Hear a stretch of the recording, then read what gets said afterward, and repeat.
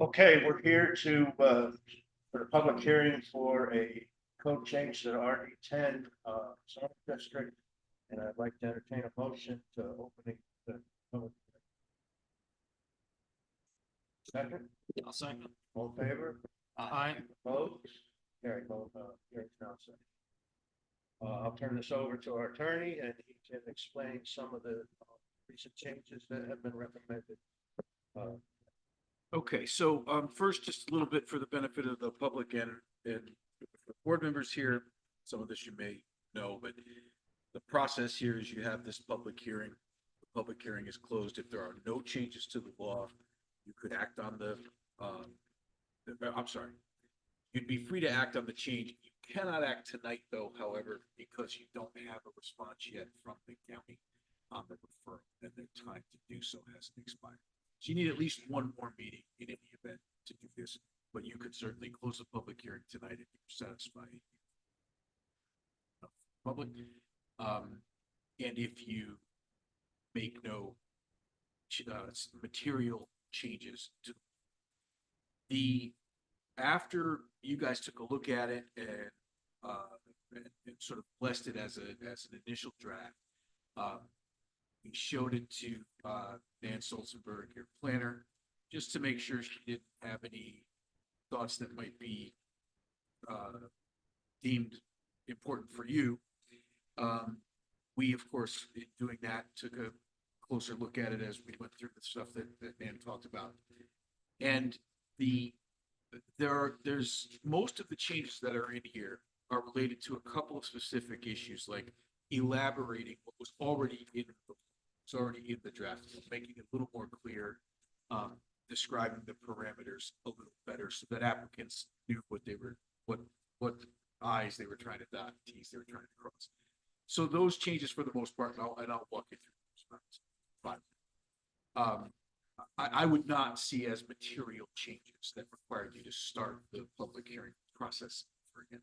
There's one at the back end that might qualify for that. We'll talk about that. And if you like that change, that just means in all likelihood you would extend one more meeting because you have to renotice the new public. So, and frankly, if you're on it, if you feel like it would be beneficial for the town to expedite that process, you could even do that extra meeting if it was necessary in a special meeting, come together to do it, wait for the county's time to expire and go ahead. So I don't think it has to throw you up in time frame in particular, but we'll just talk about what the changes are. So one of them was that as the supervisor mentioned before we started, there's a reference in here to land bank parking, which was a concept in the original draft that you guys thought was a good draft. And to elaborate on what that means and how it would work, we added some provisions that make that a little clearer. One is we added a definition for what land bank parking is. And for the benefit of the public again, the idea is that when you've got a use that may not be used on a every day in a regular basis all day long, will be used for certain events that may be bigger, may be smaller. As you guys know, there was a period of time in the planning and zoning world where everything was full. It was just, you'd build these things and it would just be this sea of pavement parking, and you'd see it half full unless it was Christmas, right? And so the idea of land bank parking, especially in a beautiful area like we've got here, is you assess what could almost be the worst case scenario for parking. You make sure that the plan can accommodate that if you decide you need it in terms of spacing and where you put the parking, where it would go if you needed it. And then if the planning board were to decide that various factors, which are also in here, have been met, you could say to the developer, we want you to reserve this area. Don't develop it. Keep it green if we can keep it green. And if as this thing operates, we decide that it looks like you are on a regular basis requiring that overflow parking, it will require you to build the spaces. So it's a way to preserve some of that character of this land, keep some, not exactly open space, but you keep something green that might otherwise be impervious surface. So that's the concept of land bank parking. So that's the first change. Question on that. real Yeah, quick. sure. So in the future, let's say it develops out and the zoning administrator, building inspector say, hey, we need you to build the parking. It's just a permit process? Yep. Okay, because it's already approved as a. Because it's already approved and because the applicant has already agreed as part of their approvals that the parking can't be required. So it's not something they can come in and say, no, we don't want to do it. It's, you're saving them the expense of doing it for the betterment of the town if it turns out you need them. And that doesn't have to be a zero-sum game either. The building inspector could go in and say, look, you need 8 more of these spaces or 12 more of these. It doesn't have to be like you build them all or you know. How does he come up with that figure when that time comes? It's really just a matter of observation. Common sense. Yeah, you track the events there, you see how they're doing. And presumably you'll get some neighbors maybe paying attention, right? And then just like anything else that a building inspector has to look at. And it's one of those areas where it's acceptable. And I want you to know, this is not a concept that hasn't been, I didn't invent this concept out of whole cloth, right? So this kind of language and the kind of discretion that's put in the hands of the building inspector here is legal and lawful. It's been passed on by the courts, and it's not outside the realm of the kind of discretion you give your building inspector on almost any violation. So if let's say there's a dispute between the property owner and the building inspector at the time, that's the whole violation process would be done if there was. It would be, but again, I think in this context, the way that usually plays out, it's almost a Win-win. it's a win. Like you can't lose that argument really as the building inspector, because they've already, in a sense, they've already agreed to it. And what you're really doing, in addition to the keeping the space more beautiful and less impervious for you for the sake of the town, you've also given them a substantial break by not requiring them to be right. So I mean, it's savings in their yeah. construction. So they're in a bad position to say at some later date that that they don't want to do. So so I think you're okay there. So if you go to the next page, and to put a period at the end of that sentence, I think that would not be a substantial change, because all it is elaborating on and making more clear a concept that was already in this code. So I think you can go forward with that change. This subsection 8 here on lodging facilities. This again, I think, is just an elaboration of the intent that I think you expressed when you requested the draft of this document and when you passed on the original law, which is just to make sure that and you, by the way, tell me if I'm wrong, because that's your purview.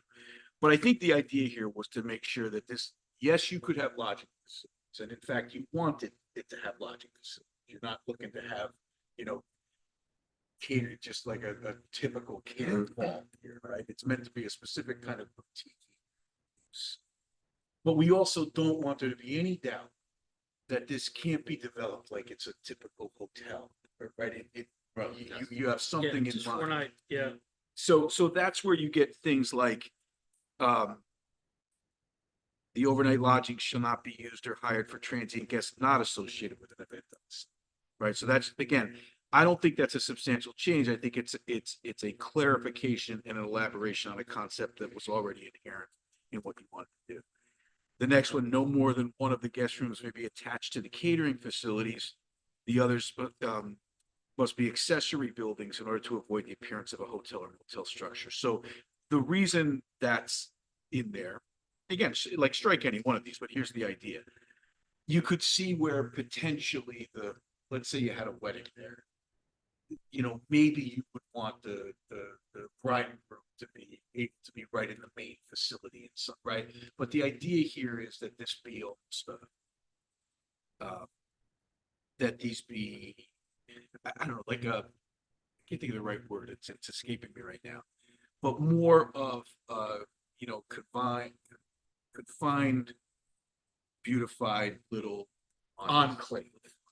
lodges, right? Not some monolith building it's got, right? So it's, again, it's a thought, but I don't think even if you agreed with it, that it would be a substantial change, and I think you could go forward if you liked the idea. One thing that that Nan was very instrumental in pointing out, and it's probably a good idea, is that we had a square footage limitation for the catering facility itself, the kitchen and the seating area there, but not for the maximum of the lodging facilities. And since, again, we don't, we have an idea in mind here, I think, for the type and size and intensity of these lodges, these little outbuildings, it probably makes sense to have a limitation there. And so, since I think we said, what did we say, 10? We say up to 10, like, on the number of, Let's say 10. yeah, right. Yeah, 10. So, Last thing. so that number in the aggregate, 5,000, makes them, right, 500 square feet. This is the size of a nice suite or hotel room you might find somewhere. So they should be, and if there's some Pretty compelling reason, what's that? It's actually pretty big. I would think, right? And again, that's a number that comes from Dan's planning experience for what it appears we want to achieve here. So it's not a random number. I think it works in terms of what you guys are looking for, but you could talk about that and change it. And frankly, if there's a compelling reason for a particular applicant for why, it needs to be 5,100 square feet in the aggregate, they can make that argument to the ZBA, and they can see if they prevail, but that's that. So again, don't think that's a substantial change if you decide to go with it, because I think it just clarifies something that was already understood.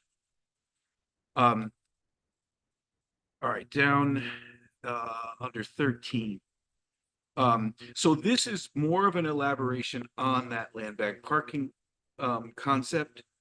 Once again, for that reason, I don't think if you went with these changes that it would constitute a substantial change requiring an additional notice period, et cetera, because what it does is just provide parameters for how that decision gets made.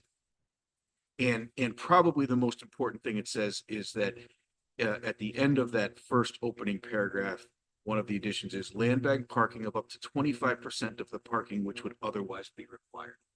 So that means that yes, the planning board will have some discretion to require land bank parking, but you as the legislative body are saying, yeah, but you can't say they need 5 parking spaces and everything else can be land banked, right? It's up to 25% of what would otherwise be required. They can require the land bank. That's the most significant provision there. The others is about what they have to show in order to be entitled to that determination. So just things like the area proposed for land bank parking spaces is an area suitable for parking, right? So they can't just say to you, we would put our land bank parking over here and it's a mud pit that they could never put parking in the first place, right? So that kind of thing. They have to show that they can actually build the spaces there if they needed to. They have to commit that they will keep it preserved for that purpose. And it has to be noted on the plan in that respect. And then, of course, it adds very specifically in F, the building inspector's right to come out and make the determination that they need to build. So I think that's a change you could make without it requiring re-noticing or starting. Parking lots and internal. Okay, so this is one that I think, could potentially be substantial if it matters to you. Nan talked about whether or not you would want some kind of requirement that where possible or achievable, feasible, however you might want to put it, you didn't use paved roadways, that you have a preference for gravel or pervious surfaces as your internal roadways. I don't mean access points, but internally. That's kind of a character issue, also a little bit of an impact issue. But I could understand you saying, no, you really don't want to. First of all, the planning board could ask for that kind of thing, even if you don't put this provision in there. And sometimes, boards don't want to make it a hard and fast rule because sometimes it have to do with erosion or, features of the topography or whatever, or the ability to keep the pathways clean, plowed and things like that. You might not even prefer it. So but it's a thought and, something worth considering. If you want to talk about it. The outdoor activities thing in 14B there, again, I think is just an elaboration of some time limitations that you had already indicated liked. And then the last thing here, I think, is again, potentially a little more substantial of a change. And that is specific additions of the kinds of studies the planning board could ask for in connection with this. Doesn't require the studies, but it specifically mentions noise, traffic studies, a lighting plan, and signage plan. And it may be worth just pointing out that the signage concept is sub 8 there. We've got only one freestanding sign up to 24 square feet is permitted per facility, which I think I got from somewhere else in your code. Which shall be located at the primary ingress to the property. Internal directional signs shall not exceed 8 square feet. Again, those are fairly standard concepts. You may or may not want to be specific about that, but it's once again worth considering. I do think you may want to have this next section, which is, I don't think you want internally illuminated signs. No, that That's goes. part of our sign. That Right, goes with our sign code. I think so. So that's that. So those are the things that are in there, and I don't know if you want to sort of just discuss what you like and where that leads. And I guess you should, officially call for whether there are comments from the public. Sorry, Discussing this now. in a moment or two. We'll Happy open such. this- Yeah, open this up to public comment. Either of you wish to comment on the code changes? No. Okay, so now we can discuss it here. If you wish. 13B. Yeah. I vote yes. I kind of agree with Kevin with that, for slopes and things of that sort of things that would have to be paved, that the erosion control, things of that sort. I don't think we really need to get into that. Yeah. It can only be gravel. Yeah, I mean, it says shall be too is a problem. Yeah. That's one of the big things. Shall be is Yeah. a very strong word Yeah. to have in there. Yeah, and I as I mean- said, the planning board could have discretion to sort of push an applicant for certain roadways to be that way, but without this, Yeah, I mean, I think if we give the option, I think that's a good thing to have, but I think saying shall be is definitely way too strong. Yeah. To do, I mean, if we put something in here, like maybe if we get, the planning board may approve a grass parking area when site conditions are adequate, like that's a good sentence, right? It's something that they have the ability to do. So if we even started there instead, grass parking and, but I think it's gonna be a problem if we start doing gravel and you're in RD10 and you have slopes, you're gonna do gravel and then you're gonna have a bus coming in to deliver people right, from the that- hotel. that's the issue. Yeah. Place. Possible. And they're gonna get stuck in the middle of, this lot. It's not gonna be good. I think for that reason, that's a prudent decision. Again, this is something that came out of my discussion with Nan. It's not an unreasonable thing to think about. I frankly think maybe it comes out. And Yeah. because the planning board could always have those discussions with a particular applicant as they're going through the process, but I think, I mean, and is there, I don't remember there being anything in our code that would preclude them from not paving nope, internal roads or parking lots. nope. That's why I say the planning board could definitely have that discretion anyway. Yeah, So, so. yeah. Yeah, so I think I agree where I think it makes sense just to take that out. Okay. The other one I'm not too sure about is number 16. We're already going on the county roads anyway. They're gonna chime in. they're thinking. I'm not sure the traffic study. Well, so that's one, first of all, I don't have that strong an opinion on that, but, and again, I think as part of any ordinary process, an applicant would have a tough time telling us, planning board, that they didn't need a traffic study if the planning board thought they needed it. But I also will point out, to your point, it does say may. It's just a way of saying that you're kind of highlighting that you want the planning board to take a close look at that. But I don't disagree that because we've cited these on major roads, they're liable to go through. Right, they're gonna Process have in to any get event. permission Yeah. from the state or county. Right. Entrance point. All right, Do we want to have a vote on the that we just discussed here? Yeah, you could ultimately take a straw vote on that so we know what we're ultimately voting on if we forward. Yeah, so go ahead. So does somebody want to make a motion that we remove that section? B? Paragraph B. Yeah, we just 13. discussed. Yeah, I'll make that motion that we remove it as not needed. Second, Second. all in favor, Aye. opposed? Okay, so we'll pull that out.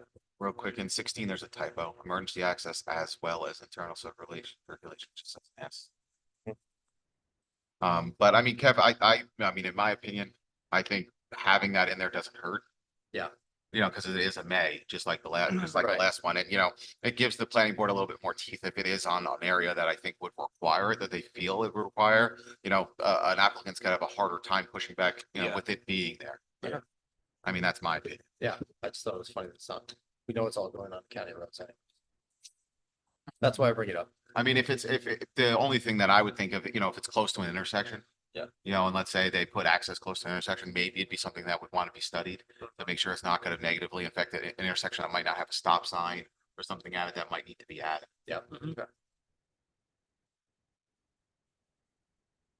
I think everything else makes sense. Sign law is basically what we have now. Yeah, it repeats. Yeah, a lighting plan would obviously be something that if it's close to anything, doing that study is always a positive. And the land big parking is an interesting concept. It is. So. Yeah. I think so. I think it's a nice opportunity, I think, for. All right, so. Then the other changes, do you want to just take maybe a blanket vote on those other changes, which I said were not substantial in any event? So everything that we didn't just specifically identify. Like the changes. The land bank parking. Clarification point. I guess a motion to accept the amended zoning change here with the exception of that paragraph B. As the zoning change. I'll make that motion. I'll second it. All in favor? Aye. Opposed? So. What you would do is. Leave the public hearing open. Direct me to redraft this and resubmit it to you. Then we'll continue the public hearing on the revised and final law. And then by the time we get to that, then the county's time to respond will have expired. Mhm. And you should be Okay. 30 days, I think. 30 days, yeah. Do you think we should proactively reach out to them and show them the changes we made before we get their Yes. letter? I'll do that. Yep, I'll do that. Good. And I'll copy you when I do it. So that would be 30 days from the last, I So that'd be think it's a week prior to, 1st of November. yeah. Next week, just. Which Yeah. is enough. I mean, as Alright, long as yeah. it's before, it's before. I didn't know if we might want to have a special. It's a Friday, There's enough days. First, yeah. versus Make it Wednesday the 6th. Sensible. Yeah, the law requires that I circulate then the revised law to you, and it's got kind of archaic language. It talks about it being on your desks for at least 7 business days before you act on it, so I'll get that turned around quickly and then. Fair enough. To your notice for the continued public hearing. And Okay. Okay, so we're not closing out the hearing. Right. We end the session. So just make a motion to continue the public hearing until your next. Motion to continue the public hearing. Second. Okay, all in favor? Aye. Opposed? Okay, thank you. Yeah, a few minutes here. Board meeting starts.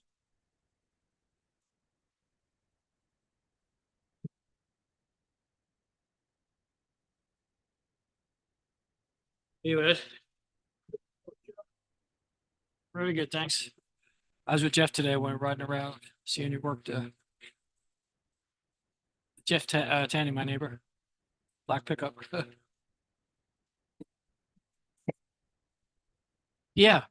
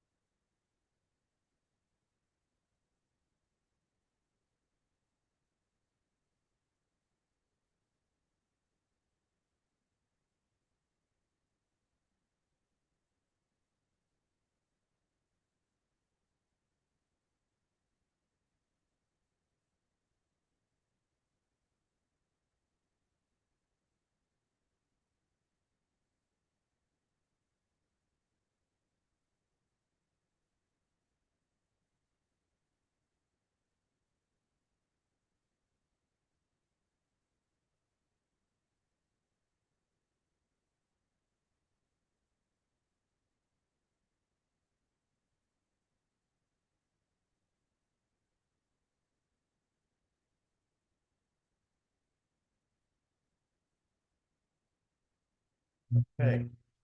Good evening, everyone. Welcome to the Unionville Town Board meeting of October 16th, 2024. Start by salute to the flag, please.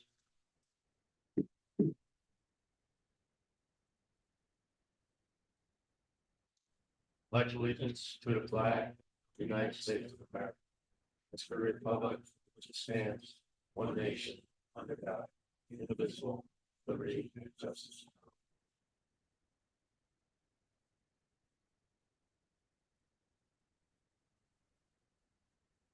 Okay, we have approved the minutes here. I saw they went out this morning. I didn't know if you guys had had a chance to review. I did, You did. Okay. September 4th. Right, Yeah. Yeah, I'd like to make a motion to approve as written. okay. Second on that, I'll second it. all in favor? Aye. Aye. Opposed? Okay, thank you. I don't have a whole lot to report this time, but Brown did some minor refinements of the budget. Couple numbers that we were waiting on. Have been, late and made some adjustments. Discuss here. Councilman Welch, anything? Yeah, I've been going over the budget in detail and I have a lot of things to say later as we go over it. Councilman Carolina? I'll just piggyback on that. A lot of budget work. Earl? Same. Councilman McKinley? Same, budget review. Okay, thank you. No report? No report. Okay. Our town clerk is out for some training tonight. So deputy here is out, it's out tonight. Yeah, the highway superintendent. Blueberry Drive is 8 now. My children. Yeah.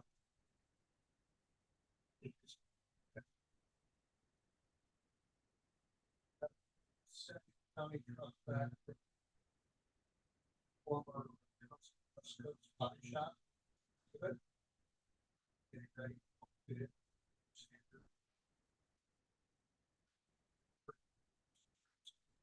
Hey, State.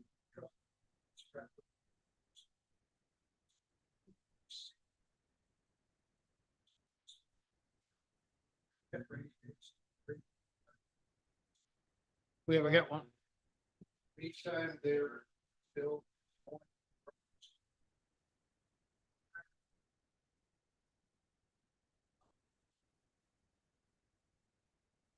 Like.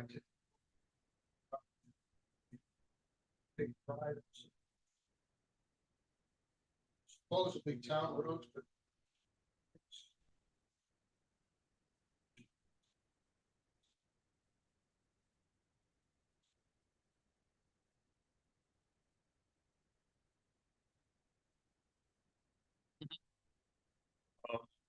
Did you get us that list? Never seen. I didn't see it. You did or didn't? Didn't. I gotta say, I know Wilcox is one of them. Wilcox, Sealy. Yeah. I checked out a couple of, and I agree with you. I see your point. The end of that. I think. Right, which is no longer a road, so it's no longer the driver. So when you come to the port, Sealy. Same thing. House. Right to their yard. Cul-de-sac. Yeah. Wilcox is just one house. One long drive. Yeah.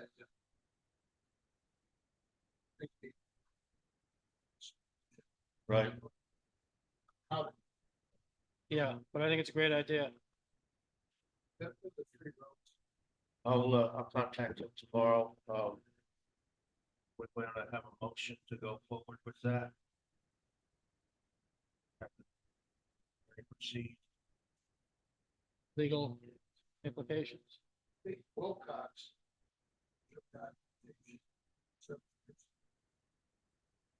Well, Yeah. I don't think it was. It was bantied about, but I don't think it's fun. Yeah, there's very specific provisions, as you've alluded to, for how to discontinue a public road like that. but I'll mention it to Jeff. Yeah, because it's deeded to us and we have to, don't we have to deed it back? Yeah. Like, yeah, I'm sure there's.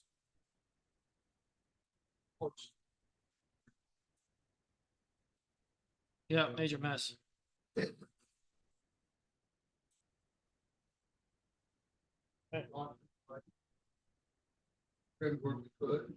Right. Okay, thank you, sir. Thanks, Ed. Thank you. Recreation.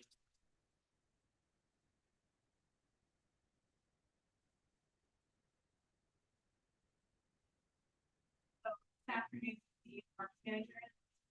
We have. Yeah. Survived.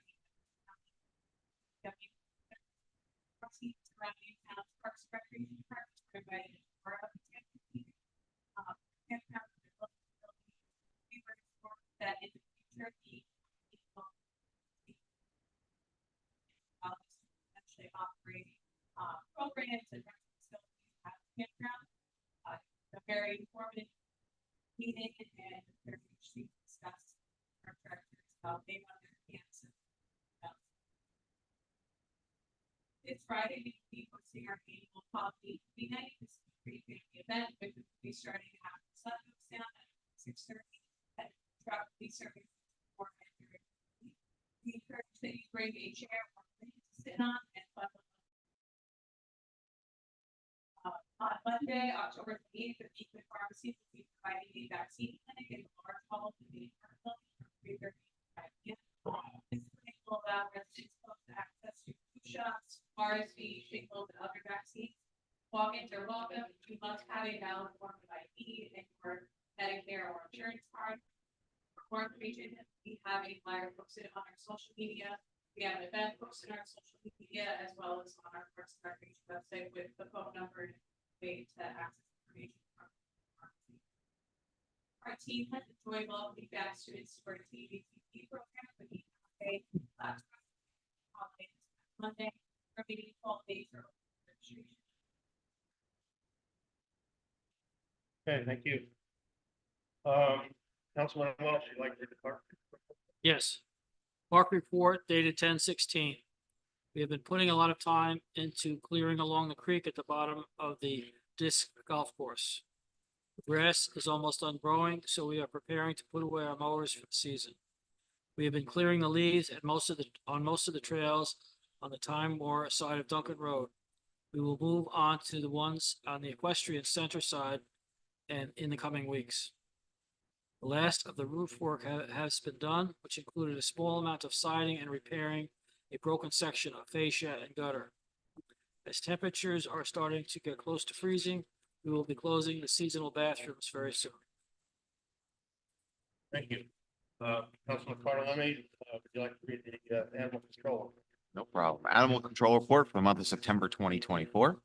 During the month of September, there were no lost dogs and no found dogs. There's one dog bite. And we had our annual New York State Ag and Markets inspection, which we passed with no issues. Respectfully submitted, Mary Jane Calvin. Okay, thank you. Library.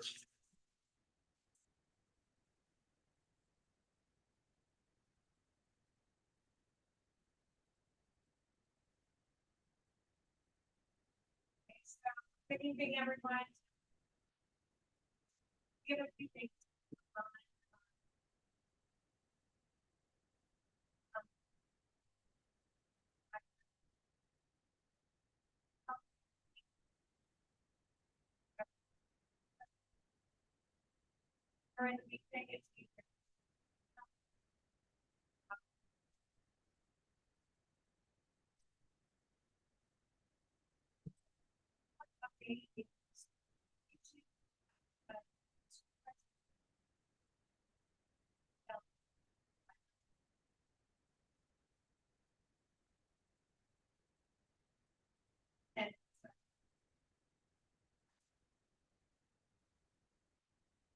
Not correct.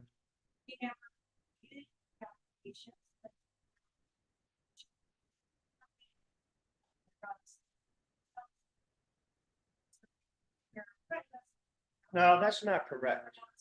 Please, you know what? You're not gonna stand up here and give false information. But I can't go out.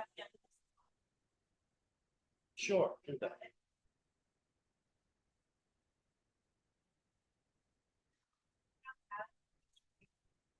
Oh, here we go again. Yeah.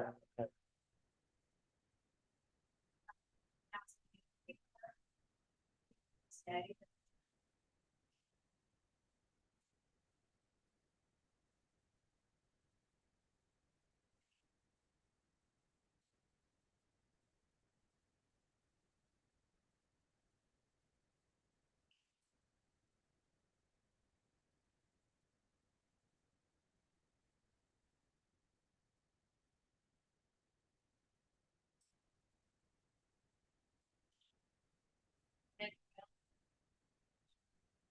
All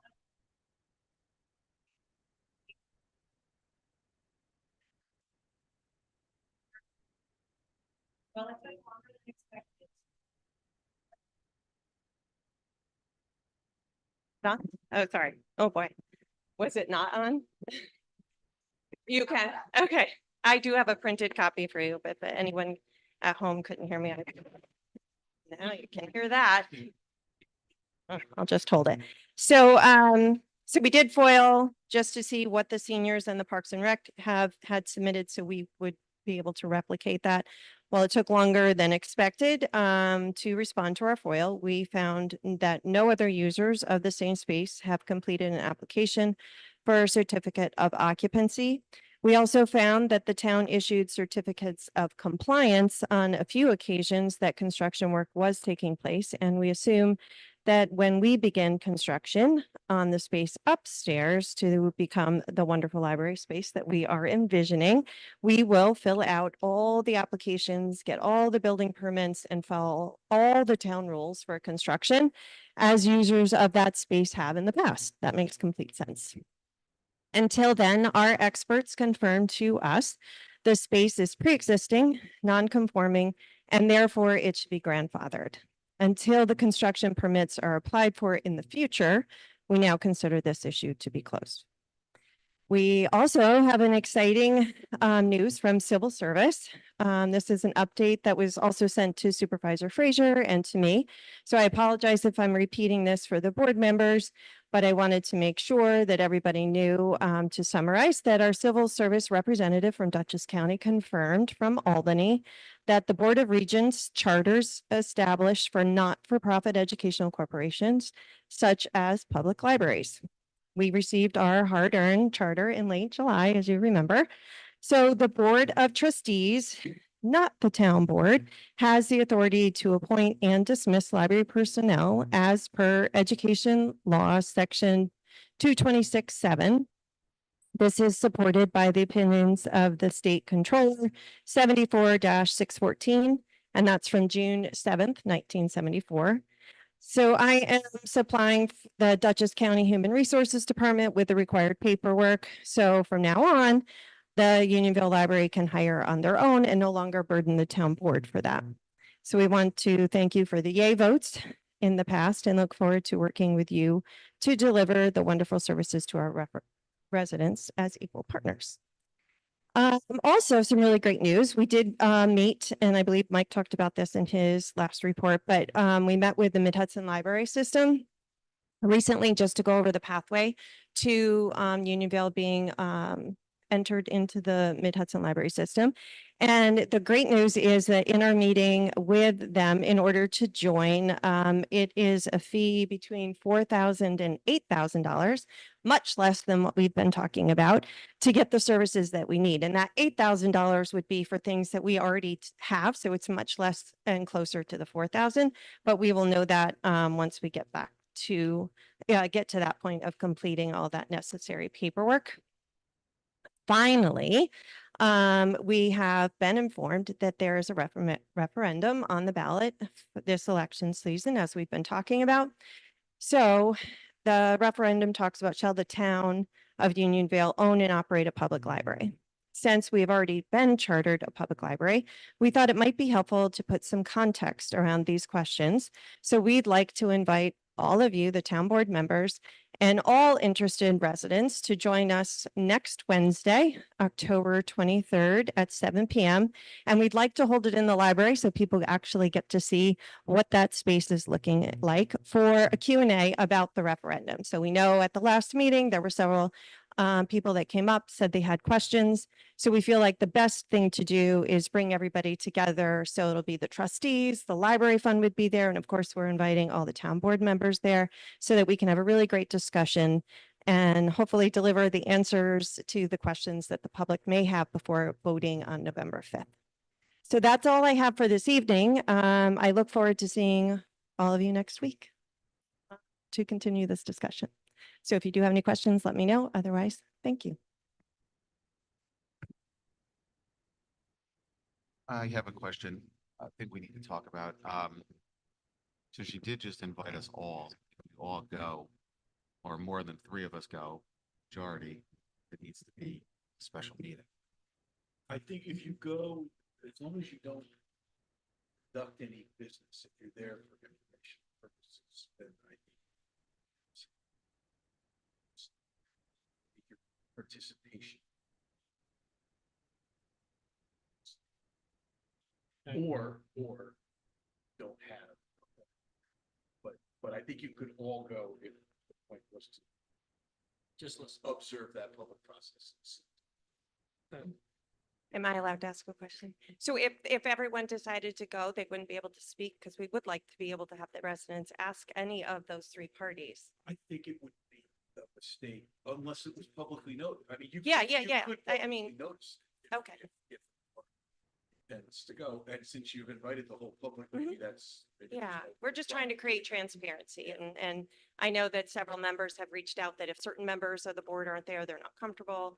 And I know we're trying to set up a meeting, the library with the seniors also, and it's been noted that they really would like Supervisor Fraser there. So I just feel like, Well, then why don't, yeah, work with the town clerk for a public notice. Because Yeah. you want the public to be there anyway. right? yes, we do. We do. Thank you. I think it makes a lot of sense to do that. I mean, it's for transparency purposes, why not have it notified so it's on the town's website? Everybody can access it. Everybody has questions for or against the library. They can be answered and asked that night. Yeah. I think it's a good forum to have. And, Information. especially for people that can't attend the town board meetings, another opportunity for them to be able to be heard. I mean, it's a good opportunity. There are no other comments from the board member. I would like to address just a couple things. Just for the record, I do want to say, I'm certain that there was no intention, but I think the objection to that statement is that Fred is a charge. I think if something is required, it's required. If it's not, it's not. That is often a matter. And have expressed it as a potential requirement. I don't think it would. I understand probably where you're going with that, but I do think it's important to just make a distinction. That's, as I said, it's a charge. The other thing is that, and I'm not suggesting that this changes the outcome on any of the issues that you raised. But just for the record, a municipality can never be required to waive something that ought to be required just because they may have missed it in the past. So I just want that on the record. That's been determined, that concept has been determined to be contrary to public policy. Again, doesn't suggest that the conclusions that you've drawn are incorrect, but I just want it on the record that, that you be careful. And that's it. Yeah, that's it. So real quick before we move on, so so I think I should make a motion to direct the town clerk to notice the meeting for Yes. 10/23/24 at 7 PM. So that the town board can attend it if we have a quorum, have the ability to make that a public, special meeting. What's that date again? 10/23, 10/22, which is how many days? week from tonight. Right now. Yeah. Okay.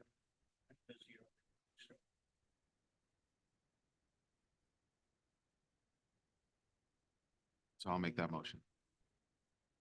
I'll say. All fair? Aye. Aye. Opposed? public comment on agenda items, anyone?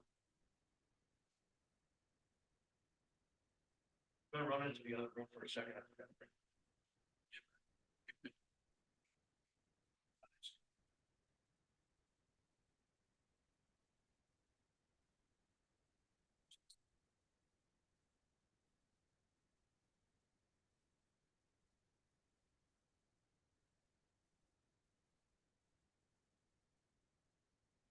No. Well, why are companies collecting top tabs from aluminum cans or any kind of can? So you got any? We're gonna have a drop off point at the firehouse at some point. This is to help Ronald McDonald House in Albany pay for their heat. Thank you for reminding me.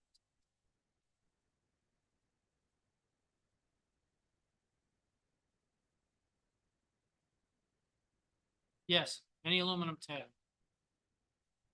Cats can help too. They drink beer, save them. Okay, I apologize for that.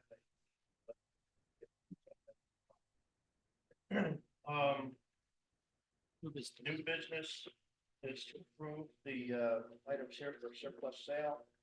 And it's the John Deere loader that we recently replaced. And Ed has various drainage pipe fittings that they've had there for over 15 years. Doesn't anticipate using this. Okay, good. Have a motion to. Yeah, I'll make a motion. We put the loader and the pipe fittings up for as surplus. I'll second that. All in favor? Aye. Opposed? Thank you. Hey, old business, the RD10 code change.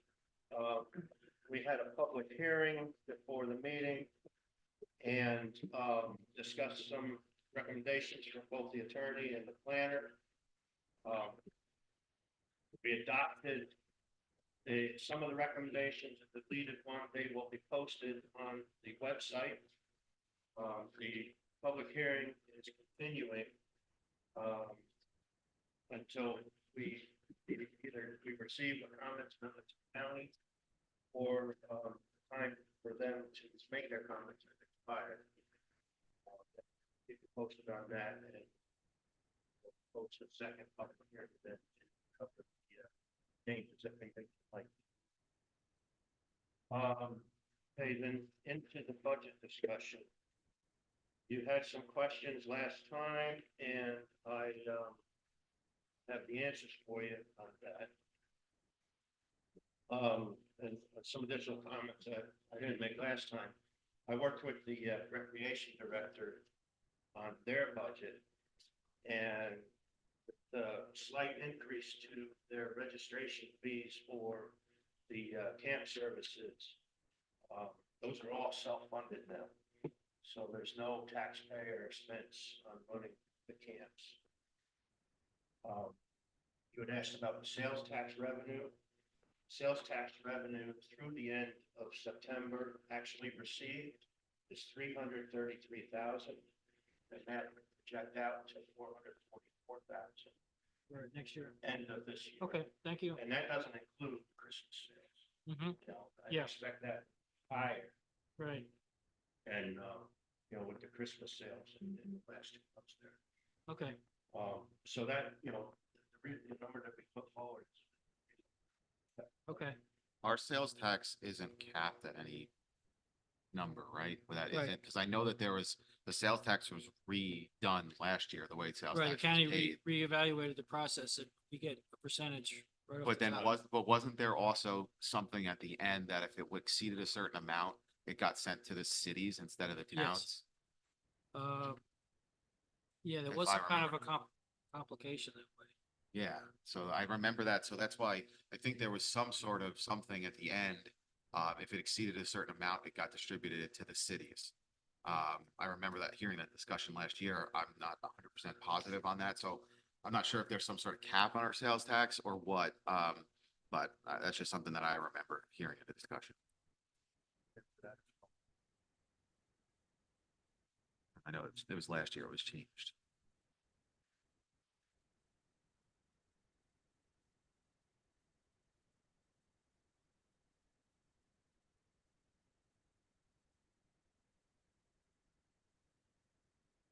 Okay, there was a lot of concern about the constable page.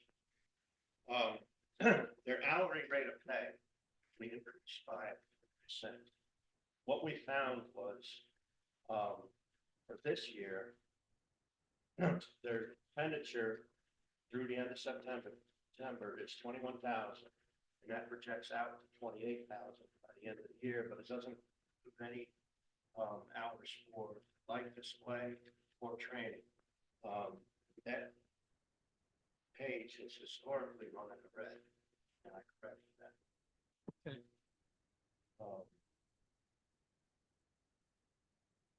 Yeah, George did his, when George submitted this, he came up with 516 man hours that Oh, really? and that's what's included in. Then also as well, I put in on the equipment line, I put in $5,000.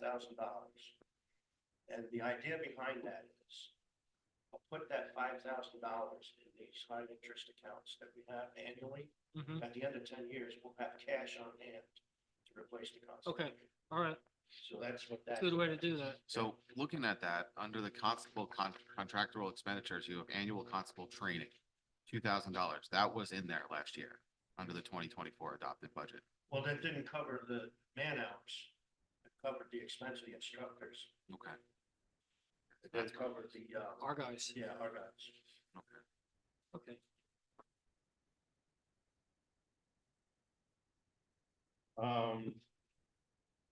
And then there was a question on the judges, and I spoke with them. Again, they've been underfunded, they're running in the red, they don't bring in the revenue, they support themselves, but, we can't really have a department budget that's not funded. The pay raise was for their clerk.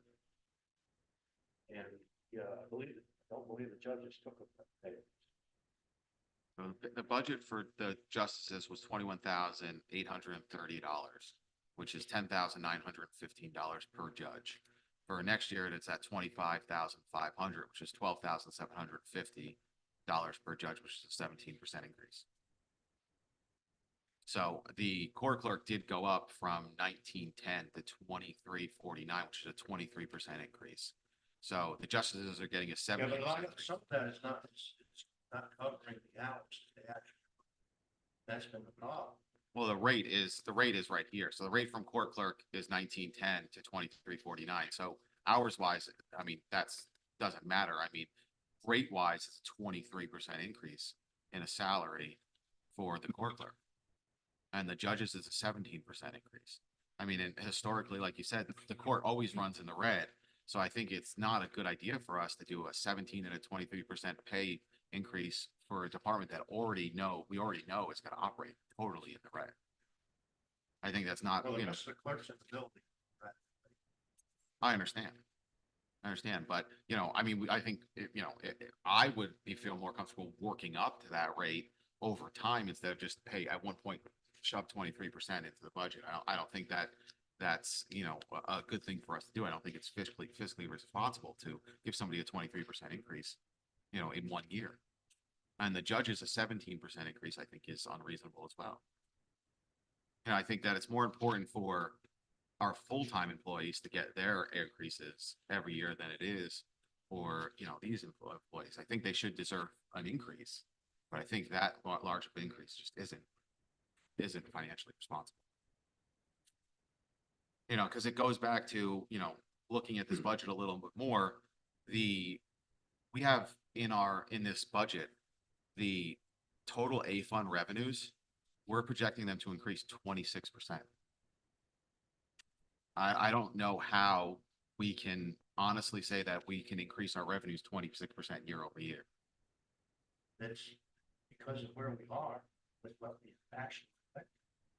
You know, these numbers are all fact that have been worked out mathematically to be coming in at this rate this year, and then we didn't increase it. Well, It's based on what we're actually earning. well, not necessarily. I mean, one glaring thing that came out of me is building fees. right? Building fees were at 74,000 this year. We had budgeted 109. For 2025, we have 220,000. Correct, and I explained that in the previous meeting. Those are the permits that are gonna be, coming in from the Bonavina project.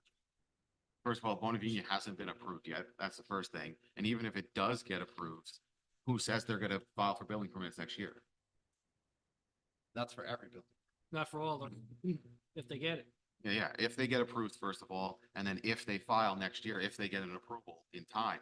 So again, to bank on one application, especially because that is going back into the building department budget, which we were talking about hiring a part-time person to fill in George's, to budget 110,000 on top of that to pay somebody's salary. Again, I don't think is financially responsible for us to do. Again, something that we don't control. Well, there'll be an opportunity to make amendments to the budget. Bring that up next. Yeah, Okay. and then one of the other things in here, if you look at the increased revenues, is interest. 80,000 was budgeted last year. We have 140 budgeted in the 2025 budget. Again, that was what we have calculated with MERS and what we have coming in, going into these, transferring money from accounts that aren't earning anything, going into NYMER high interest accounts. So a lot of our, some of our funds have been sitting in these, accounts that aren't earning a respectable amount of interest. And these are actual numbers that they calculate out. So again, I mean, interest, right? We spent $600,000 on roofs, so we're gonna lose interest on $600,000. And That's- not counted in. That's one thing. Also, interest rates have already went down once this year, and the projecting budget, the decrease is 3 to 4 more times next year. So interest rates are projected to drop. So, I mean, I think budgeting something like interest that, first of all, we don't control, and second of all, they're already projecting interest rates are gonna drop, again, is something that's not financially responsible for us to do.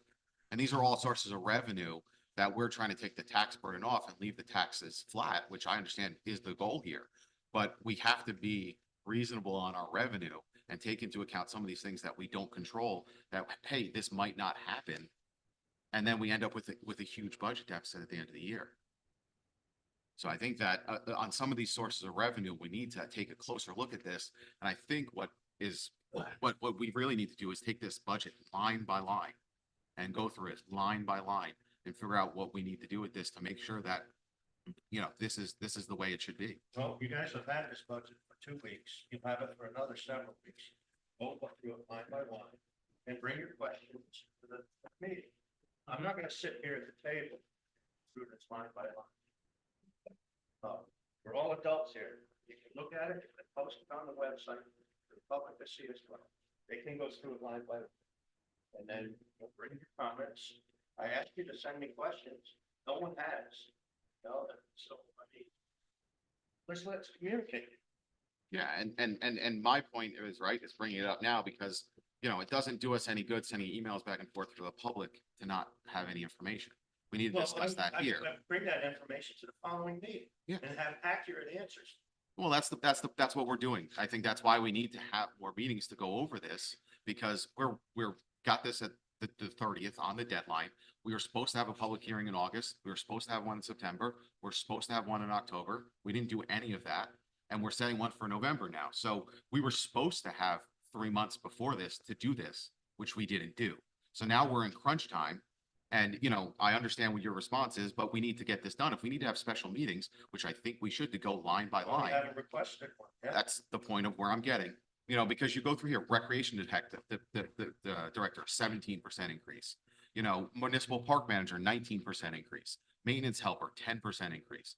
Gasoline, same price as before. Recreation leaders, huge increases in their salaries. I'm not saying people don't deserve salary increases, but we have to be responsible about the way we do it. There's so many different increases in salary in here that are a problem. Concession stand managers, 20% increases. 34% for the pool service. Yeah, 34% for the pool service. There's, while everybody else who's our full-time employees are getting 2 to 3% increases. So where are we coming up with Because these? these positions have been underpaid compared to the surrounding areas here. And she's having a lot of problems staffing. We have to bring these rates up to make them attractive to the part-time employees. And that's where, that's what I took into account here. I'm on the other end of this as well. Oh, I get it. I have trouble finding employees at the money they give me to work. And, that's just where the market is today. Well, and you said that these costs are gonna be really paid for by park users, campers. The increases in salary to the camp staff is coming out of Camp revenue. the camp income, revenue of the registration. So fees. not out of taxpayer. Right, absolutely not. Okay. That says a lot right there. And we covered the t-shirts that weren't covered, Mhm. we covered them in the registration fee as well. Okay. That's something that came out.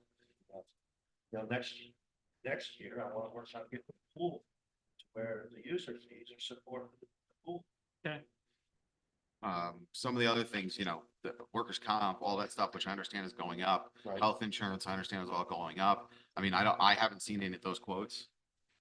So I'd be interested in seeing them, so we could What's see, written into the budget, maybe I can provide you with quotes as well. if you want to see it. because workers' comp, I think you have going up 20%. So that'd be interesting to see, the quote.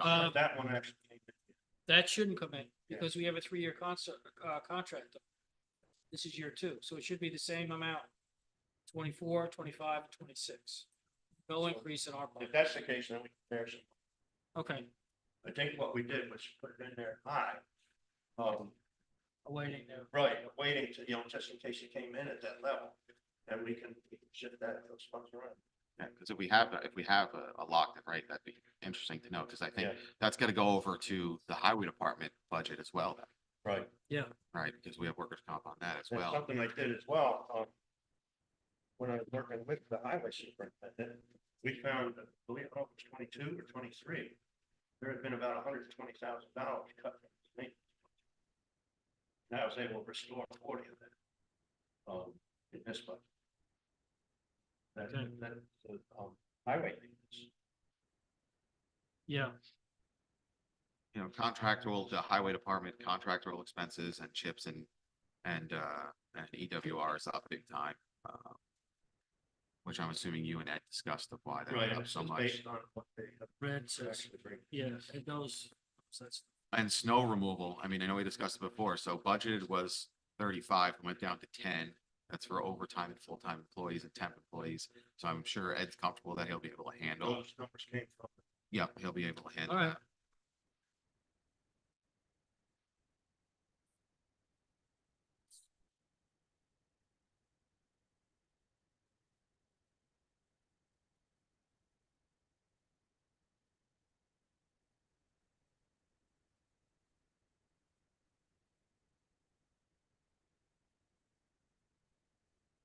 And my thing is, I think that like I said before, for transparency, we were supposed to have 4 public hearings about this and discuss it with the residents. I mean, we're only technically having one. We voted on having 4, so I think it behooves us to try to have more. Because we, at the beginning of the year, said we were gonna have 4. Yeah.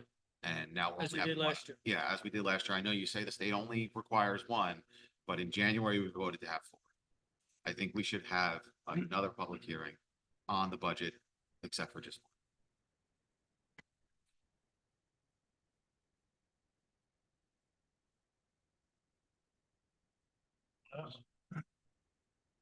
Always want to do that. I mean, we have a meeting on the 6th, right? Yeah, November 6th, the day after election. Yeah, and then we have the hearing on. When do we schedule it? The believe that's 20th? scheduled. That's when it's scheduled for, right? Same night. Kind of ran out of time to have another. Yeah, that's the problem. Cut it a little too short, so. We're only gonna have one public hearing on it, and then we only have a week to make changes. Right, because we have to Yeah. have it in by the 20. That's the 20th.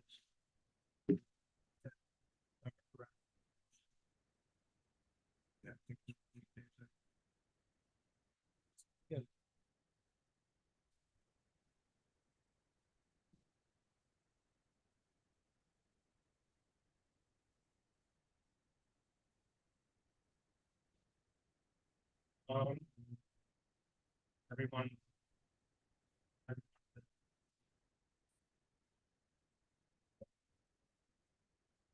Public comment on town issues? Anyone?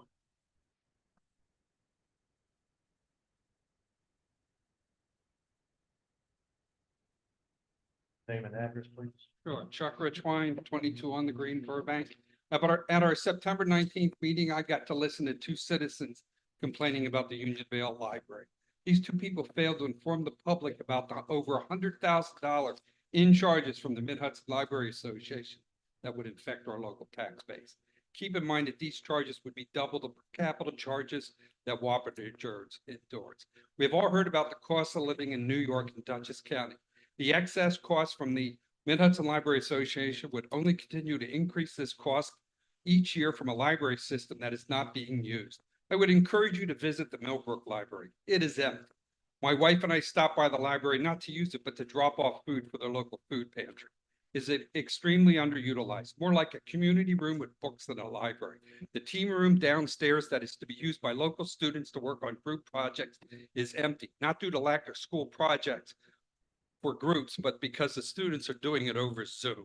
The debate we are having on the Mid-Hudson Library Association is the same debate we will eventually be having at our local post office and also EMT support. The Burbank post office will eventually need to be closed, but some people in the community will be asking us to subsidize the post office because it has been part of the community for over 150 years. These are the same folks who are asking for this subsidy so they can continue to purchase their stamps when stamps can be purchased at either Tops or at the Country Postman, where I'm certain they're returning their Amazon items. Our EMT costs also need to be addressed. We have two guys sitting in the firehouse waiting for a call. Lucky us in that this costs the taxpayers $800,000 a year. As I drive up Route 82, I see and into Millbrook, I see two guys parked in the Adirondack chairs outside the LaGrange firehouse waiting for a call, and two guys in Millbrook waiting for a call too. This is a tremendous waste of not only our tax dollars, but also Millbrook's and LaGrange's taxes. If you're wondering why the library is so controversial, take a look at the Beekman Library and the cost that was incurred when it was built, and now with a newly renovated lower level, it too is underutilized. How better to recoup those costs than come to the Unionville and fleece our citizens to cover up for this mistake of a building? One has to wonder why the library is contentious. Could it be that there are some backroom deals between certain members of the town board and the Mid-Hudson Library Association to bring the taxpayers of Unionville into the fold to help pay for this unneeded facility? I wish the board would focus on getting the cell tower in place to aid in reducing our taxes, but one member really screwed that one up. Wouldn't it be great if the board focused on coordinating services between Millbrook and LaGrange for the EMT? Could it be that only I have reached out to Sue Serino's office to ask for their thoughts and guidance on the countywide solution? If you agree or disagree with me, please feel free to reach out to me either by phone 914-489-9863 or by email charlesprichwine@gmail.com. Or better yet, stop by my house at 22 on the Green in Burbank to discuss further. My house is the one with a really big garage behind it. I'm just a concerned citizen. However, it is easier to reach me, and I am more open to discussions than our present absentee supervisor. Thank you. you. Haven't been around lately. What's that? I said, apparently you haven't been around lately. Probably more than I don't think so. Oh, Lord. One time. Anyone else have a comment tonight? Motion to pay the bills? So move. Second. All in favor? Aye. Opposed? Okay, thank you. Our next meeting will be November 6th here at 7:30. And I'll entertain a motion to adjourn. So move. Second. All in favor? Aye. Opposed? Okay, thank you.